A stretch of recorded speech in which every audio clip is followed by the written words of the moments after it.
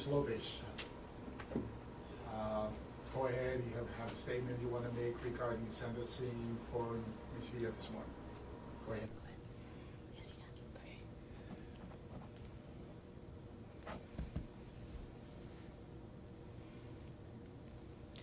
can. Okay, Your Honor, I stand before you today as a mother whose world was shattered when my beautiful daughter, Abby, was taken from me on February 23rd, 2019.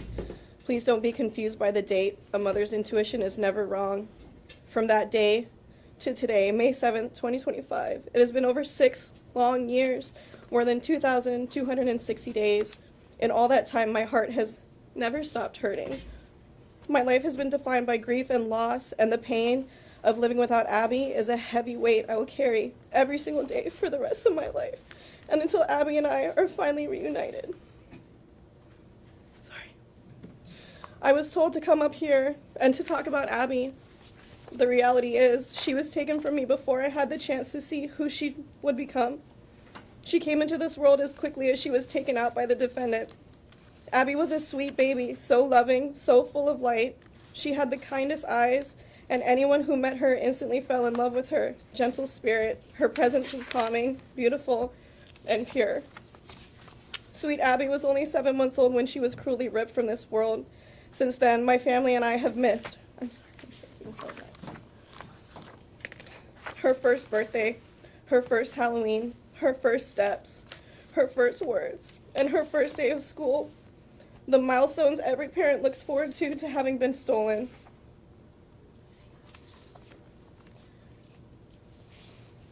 I will never watch her grow, never see her graduate, and never know the person she was meant to become. This is only a fraction of the moments I missed out on. I'll never hear her call me mama or comfort her through her toughest moments. All the dreams I had for her were destroyed the day she died, and nothing can ever bring her back. What made this unbearable loss even worse was how I was treated after she was killed. The defendant, the person who killed Abby, not only showed no remorse, she actively blocked me from accessing support after taking Abby's life. She harassed me, she shamed me. Your Honor, I'm going to object to this. It's unsubstantiated. The government indicated they were doing an investigation during trial. Nothing substantiates the fact that my client was harassing Ms. Lobisch. Ms. Lobisch, find your comments about what you think is the appropriate sentence for the defendant here.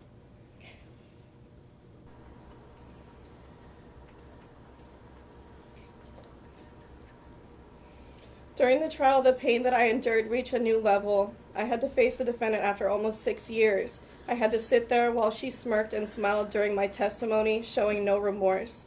The defendant not only mocked me, but looked me in the eye and laughed as I tried to speak I'm Abby's going to truth. object to that. There is no record that indicates that my client did anything. Counsel, this is sentencing. She is the mother's victim. Baby Abby, allow her, but we all went through the trial. Okay, we all sat through this trial. So this is her. This is the mother of baby Abby. I'll allow some extent leeway for her. Continue.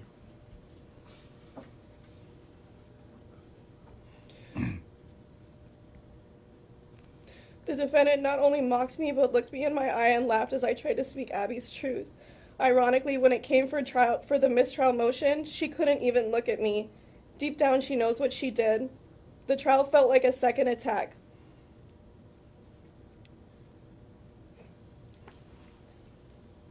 I hoped the courtroom would be a place for justice where Abby's truth could finally be heard. Instead, it became another platform for lies and fabricated stories, another place where I was blamed, belittled, and re-traumatized.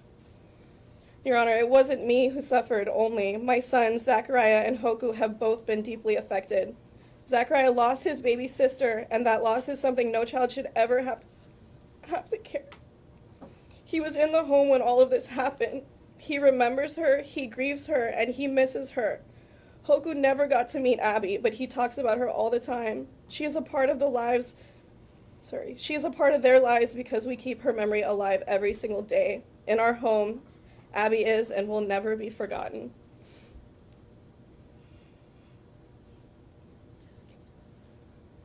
Yet through all of this, Abby's story has reached people far beyond this courtroom. Her story has sparked conversations, raised awareness, and inspired others to speak out. Abby has an army of followers and supporters who stand behind her, as millions have seen her story all over the internet, in the news, and in the paper. Her story has reached other countries outside of Hawaii. She's shown the world the danger of giving children over-the-counter medications like Benadryl to make them sleep. Through this unbearable tragedy, others have found the strength to speak up for other children. Abby's life mattered, and she has made a difference, even though she was taken far too soon. My hope is that Abby's story has educated others enough to not make the same poor choices the defendant made that night. But no amount of change can bring her back. No justice can ever truly repair or replace what's been lost. But justice is still necessary, because people like the defendant should not be given the freedom to ever hurt another person again. Children like Abby deserve to be protected. No parent or family should ever have to suffer the way that I have, the way that Zachariah has, the way that Hoku has, and ultimately, let's not forget, the way that Abby has. She was left alone that night for hours without her mama. The defendant could have made a better choice that night to call me. As Abby's mama, I would have dropped everything if I knew my babies were unsafe. She did not give me that choice and showed zero remorse for her own. Your Honor, I ask that you hold the defendant accountable, not just for me, but for Abby, for my sons, for every family who's been through this kind of pain. This woman has shown no care, no remorse, and no respect for human life. She does not deserve leniency.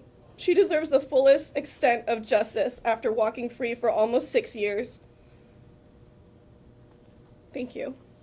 Thank you. Anybody else, Mr. Prosecutor? No one else from the state. Okay.